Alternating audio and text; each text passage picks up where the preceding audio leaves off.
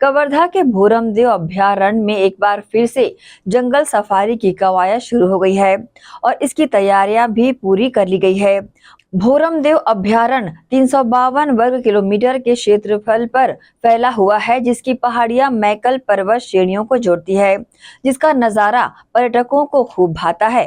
भोरमदेव अभयारण्य में जंगल सफारी चलाने के लिए टीम ने ट्रैक सर्वे भी पूरा कर लिया है। यहाँ पर्यटकों को 50 किलोमीटर तक की सफारी इलेक्ट्रिक जिप्सी से कराई जाएगी। कवर्धा डीएफओ निखिल अग्रवाल ने जंगल सफारी को लेकर जानकारी कुछ इस प्रकार से दी है। ये अपर मुख्य सचिव जो एसीएस मैडम है, उनकी अध्यक्षता पे एक हाई लेवल मीटिंग रखी गई थी 2025 का जब आगाज़ हुआ था, तो उसमें माह अप्रैल में, तो उनकी अध्यक्षता में मीटिंग में ये फैसले लिए गए थे कि जो हमारे विभिन्न अभ्यारण्य हैं राज्य में, जिसमें भोरमदेव भी एक आता है, उसमें जंगल सफारी चालू किया जाए। तो उसकी प्रक्रिया, जो उसकी कार्य योजना है, वो बनाना चालू कर दिया है हमने।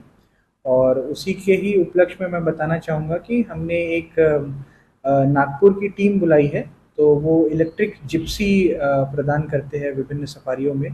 पेंच में, ताडोबा में उन्होंने दिया है, तो वो टीम आज यहाँ कबीरधाम आई हुई है। जो ट्रैक हमने चिन्हांकित किया है, उसका ट्रैक का वो सर्वे कर रहे हैं और फिर आने वाले 1 हफ्ते में शायद वो अपनी व्हीकल लेके आएंगे, फिर उसका टेस्ट ड्राइव वो करेंगे। तो ये एक अच्छी बात है कि राज्य में सबसे पहली बार जो इलेक्ट्रिक जिप्सी जो चलेगी, वो शायद भोरमदेव से ही चालू होना प्रस्तावित। जैसे आसपास के जो बाकी सफारी है, उसमें देखते हैं कि वो जनरली प्लेन एरिया में सफारी होती है, और जो भोरमदेव अभ्यारण्य का आप अगर टेरेन देखेंगे तो वो बहुत ही अंडुलेटिंग है। मतलब आपको वहाँ पर जो नदी है, सकरी नदी बहती है, वो आपको 12 से 15 बार आपको गाड़ी से क्रॉस करनी पड़ेगी।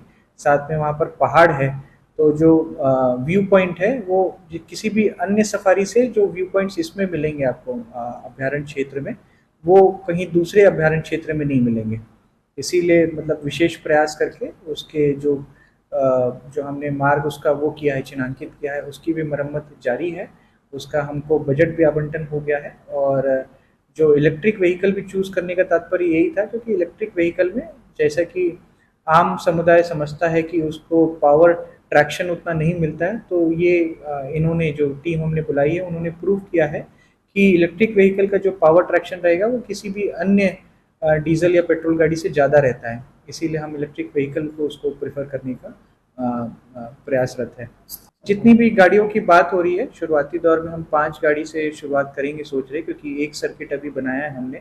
तो जितने भी वहाँ पर आसपास के गांव लगते हैं, हमारी वहाँ पर इको डेवलपमेंट कमेटी होती है, तो उन्हीं के समिति के खाते से, जो कि चक्री निधि, जो हमारे सीसीएफ साहब मॉनिटर करते हैं, चक्री निधि से उनको पैसा दिया जाएगा। और जो समिति चिन्हांकित करेगी जिनके नाम से, जिनको चालक रखना है और जिनको नेचर गाइड रखना है, तो उन्हीं के नाम से वो गाड़ी का रजिस्ट्रेशन किया जाएगा। और आगे चल के ये सारी जो गतिविधियां है, वो समिति के मेंबर ही मॉनिटर करेंगे। एक ट्राइपार्टाइट 3 लोगों का उसमें अनुबंध होगा, जिसमें एक समिति रहेगी, एक जो लोग हैं जिनको समिति चिन्हांकित करेगी वो, और एक वन विभाग की तरफ से वन मंडल रहेगा। ये एग्रीमेंट बनाने के बाद उसमें फिर सारा कार्य किया जाएगा।